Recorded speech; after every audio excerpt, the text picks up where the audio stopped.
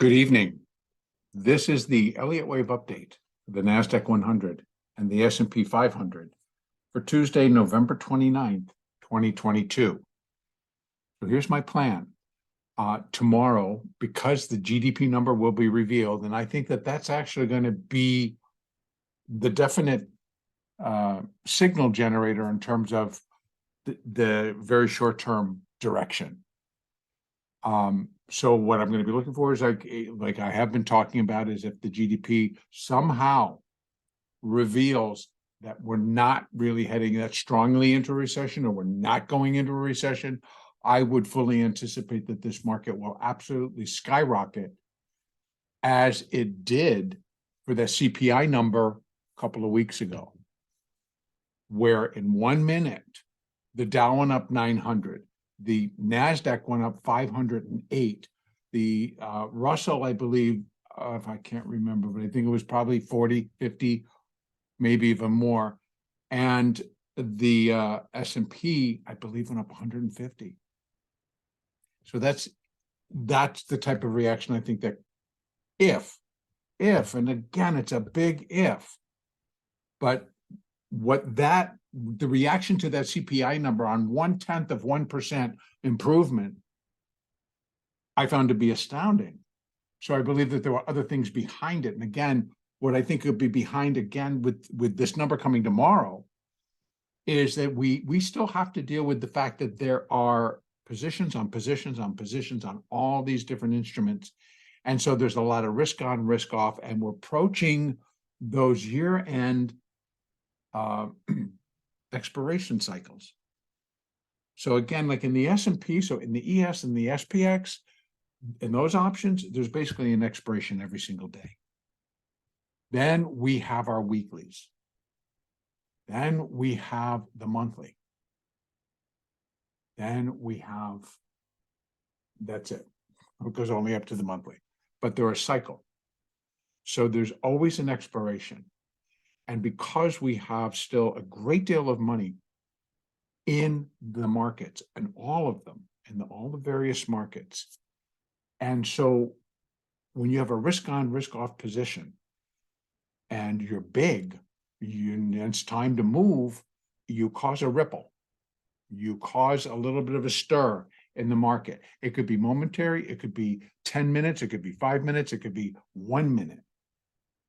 But that's a moment when somebody big is deciding either risk on or risk off. So those things can happen. And I would associate tomorrow's GDP release for possibly kicking that into gear. And that can go either way. So here we sit in the NASDAQ, still a little bit undecided. So I will do the Eye of the Storm podcast where I really will deep dive, and I'm going to pull in a whole bunch of stuff as we now walk into year end, and still having to keep up with negative data that's due. And there's been a lot of talk about preparing us for it. So again, I want to give both sides of what can happen tomorrow. And I'm not going to say I have no idea which one is actually going to drop into place, but both carry an absolute equal weighting that they can happen.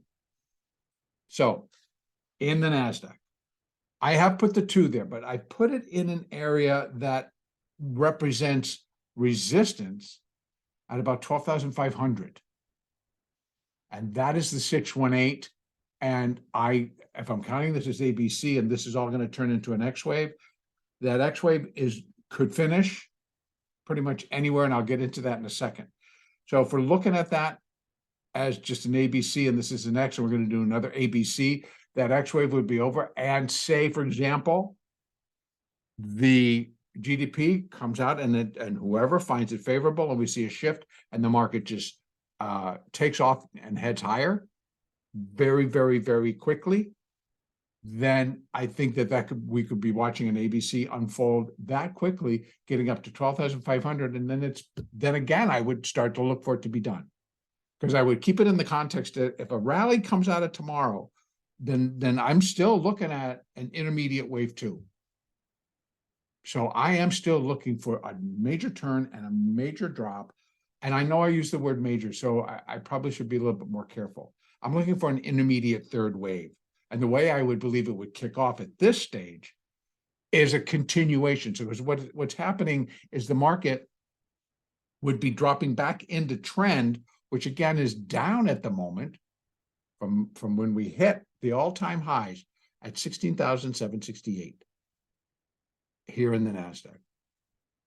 We're still in that corrective. Trend is down. We're working through all the different phases of it. Right now, we're in a primary C wave, which consists of 5 waves of intermediate degree. So we got coming up as an intermediate third wave, and it's going to be bigger than this one. So we get the 2, and then we get it, but they're not convinced. Everybody's still kind of hanging out, playing out, but this just remains way too corrective for me to think that it's anything else but not a bigger upside move. I mean, there's still people that are looking for something much higher.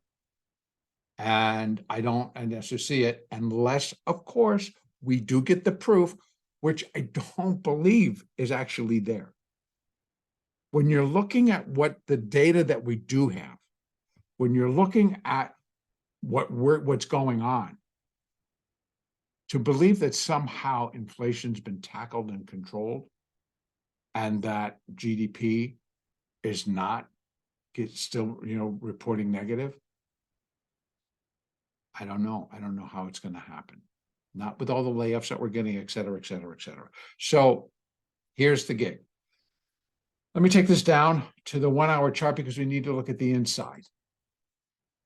This is the inside of that mess. And again, I want to open this up so we can see it, bring it back down, close it up just a little bit there. Okay, so that's the high of wave C. And so this is still this X wave, and this actually is just too corrective for me. But I would work this to death if I had to work this to get 5 waves down to here. Or actually, I could do 5 waves down to here, and this whole thing is a wave 2, and we're dropping in a third. There are those that are counting it that way. Now, let me just put this in to the line chart, and it's a little bit different. 1, 2, 3, 4, 5, 1, 2, 1, 2, 3. So it's still threes. So 1, 2, or ABC 1, 2, 3, 4, 5, and it turns somehow into a diagonal. And then this is a 2, and then we're dropping in a third. All possibilities. Right now, though, I have to still consider that it's ABCX, and we're going to do a very quick 3 waves up for the second ABC. So against the grain it would be, because again, I'm telling you, in the S&P, I'm pretty much still very much feeling that top, that the S&P is done with intermediate wave 2 and is going to drop in the third wave. So again, I don't see these 2 indexes decoupling and one going way up and the other one going way down. So even if the S&P were to follow, the intensity would be a lot less than what we saw with the CPI. So again, we're being presented with some very up in the air situations. I'm trying to decide which is which. We have counts that allow for that type of a move. We have counts that would say this continues to drop, and it continues to drop hard. And if that is the case, starting with that GDP would be the method. Because again, I want to come back out to the daily. I would be looking that this market just turns and goes, and I've seen touches of it. I don't want to say I haven't seen it. I mean, I can look right in here. I've seen touches of it. These were not bad bars. This again is the daily chart. So 3 days down. It has touches of it. 1, 2, 3, 4 days down. We get those, okay, so this is one, this is two, are we dropping in that third? Because that is what I look for. But I look for it to not have as much interest in buying it back up. So when I'm talking about a third wave, I'm really thinking that what's going to happen is it's going to start to be sold. So it's what I would call, it sells with purpose. The market will be selling with a purpose. They will know why they need to get out. They're lifting a hedge. They're, risk off. Whatever you want to call it, it's going to happen. And when it does, it's going to be big because there's a lot of people that need to make the changes. So that's what I'm talking about. In this case, if it's going to be an intermediate third wave down and it's going to kick in now, it needs to just go. And I would expect it to be severe. So a quick drop would be in line. Now, we're going to have to wait and see. Because again, I am in no way saying that that is what's going to happen tomorrow. I really am not. I can't.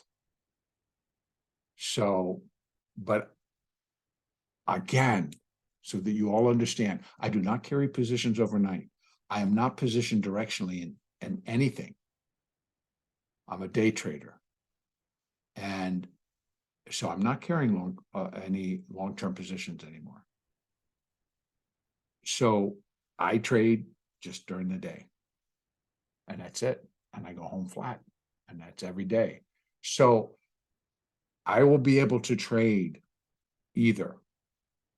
If you are in a position, hopefully you have a stop in the market. You left it there, GTC, good till cancel. Because either way, I think we could get a pretty, depending on your direction, if you're long, you got to have a sell stop. Because if you don't get it, it's going to go faster coming off. If you're short, you have to have a stop to actually hopefully take profit. But you should have a stop in the market. Because if they love the GDP, this thing will be above 12,000 in a heartbeat, in my opinion. So you don't want to get caught in this stuff. So down to the 4-hour chart. Still can work it so that it could be the beginning, right? I can just a 1, 2, wild and crazy, and we are coming off in the third. And this actually was last Thursday. No, Thursday couldn't be. Oh yeah, Thursday to Friday's Globex, where we got up to 19,000, yeah, right, 11,924. And so we've dropped pretty steadily. And let me open that up if I can here. So this was after Thanksgiving, and then this was Friday, and then this was yesterday, and here we are today. So it is dropping. And within it, off of that level, I'm going to come down again. From this level, I'd be looking to count 5 from there. This was the overnight. So, and it was Thanksgiving. So Thanksgiving night into Friday. That's like a 1, 2, maybe. A 3, 4, 5. So that's wave 1. And then an ABC, 2, 1, 2, 3. Looks like we're probably going to put in a little triangle for a 4. We get another little dunk, 5. And then we've got another 5 down. Whether that turns into an ABC, whether it's 5, 3, 5, which would make it an ABC, or we get a little 4, and then we start heading lower again. And again, realizing that this is going to be like wave 1 of 3, right? Even on my hourly chart. This could be minute 1, minute 2, minute one of not even sub-minute one of three, 2 of 3, 3 of 3, 4 of 3, 5 of 3, a 4 and a 5 to finish a third, not the bigger third, just some of the internal. So now I'm going to go back out and look at, here we have our resistance, excuse me, our support for this third wave. And again, if I'm going to count this out, the first minor wave of intermediate wave 3, I'm believing should at least bring us down into here. And I'm not joking. These are all minutes and sub-minutes. So it's time to kick butt. It's time to go. Time to just get out of the way, and we're going to go down. Now, that's if the count is going in the direction I'm thinking. I'm trying to make this, but not, yeah, I want to see it, not all spread out and thin. So I can make these waves. So if this is 1 and we got a 2, we're into a third, and it needs to go. It needs to go. First drop, we have support at 11,350. And we're dropping quicker. And this is because of that rally. Not a lot of price points in there to hang your hat on. It just went and went. So we have 11,350, 10,874, 10,490, 10,100. And again, if I'm looking for this start of this third wave, sure. Down into here. Put in the wave 1, we rally in it another 2, and then we drop. We continue to drop. But then I think the whole recession gig will kick in. If we're getting to a point where it will be officially, and they'll start talking like, yes, the United States economy is in a recession, then we will be able to make the adjustments and the market will continue. Now, remember, I'm going to go over to the S&P very quickly here. What I'm actually looking for here is just actually the whole thing. I'm looking for all of this move as it plays out 1, 2, 3, 4, 5 of intermediate degree to finish primary C and cycle wave A. And I'm looking for it to come into this zone. So I'm looking for it to come into here. With a very slight possibility, not slight, it could drop it that deep as well. Could definitely, but not wave 3. But wave 3 actually at 1.618 can come in at 68.50, and that takes us right to there, and we're already there. At a 4 and a 5, I wouldn't suspect that we're going to go a whole lot further. But we could, then a cycle A, and then you get a cycle B. So all is not lost. But we're going to have to get through and trade this sincerely strong downside that I believe is sitting out there waiting to happen. Now, whether this finishes now or if they zip this thing up again, we are still going to fall and drive and go lower. That's also my point. We just need to get through this period of which way are we going, George? So, and I think tomorrow, between tomorrow and Friday, we should have enough evidence one way or the other to know if we're going to, are we going to keep going in this direction and start heading for that? Or are we done and we start heading for this? That's the choice. And that's what I'm looking to see which one they want to make. All right, I'm going over to the S&P.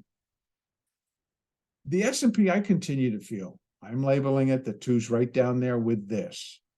I still feel pretty strongly about that. I still like the way that it came up, but I need to leave open the potential.